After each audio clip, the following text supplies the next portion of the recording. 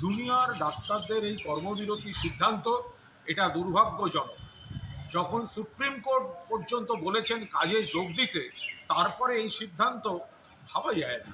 মাননীয় মুখ্যমন্ত্রী বারবার চেষ্টা করেছেন, আলোচনা করেছেন, কথা বলেছেন, যেখানে পরিকাঠামো এবং নিরাপত্তা ব্যবস্থা, নজরদারির ব্যবস্থার সমস্ত কাজ চলছে, সেখানে দাঁড়িয়ে এই পুজো উৎসবের মরশুম, ওদিকে বন্যা, এই অবস্থায় আবার কর্মবিরতি, এটা কারা করছেন, কাদের পরামর্শে করছেন, কেন করছেন?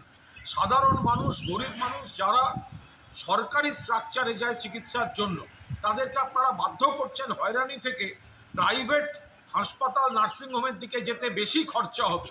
স্বাস্থ্যসাথী কার্ড থাকলে বাঁচোয়া, নইলে প্রচুর বিল। এটা কি হচ্ছে?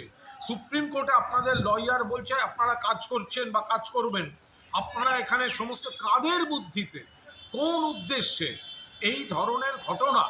আরজি কর, তার তদন্তে এখন সিবিআই, যে অ্যারেস্ট হয়েছে সেটা কলকাতা পুলিশ করেছে, তদন্তে সিবিআই, আর অন্যদিকে সুপ্রিম কোর্ট হচ্ছে মামলাটি দেখছে।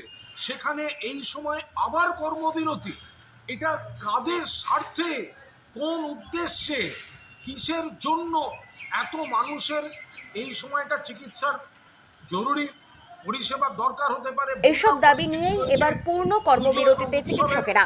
মরশুম রয়েছে, এত মানুষের অর্থনীতি জড়িত, সেখানে আপনারা এক সাধারণ মানুষের কথা না ভেবে, এটা কাদের পরামর্শ, কারা চাইছে এই ধরনের পরিস্থিতি তৈরি করতে? দয়া করে আপনারা এগুলো পুনর্বিবেচনা করুন এবং মাননীয় মুখ্যমন্ত্রী, যেখানে নিজে তিনি বারবার অতীত আহ্বান জানিয়েছেন, আবেদন জানিয়েছেন, আপনারা কাজে যোগ দিন। বাংলা খবর, আপনার রাজনীতি, আপনার আওয়াজ।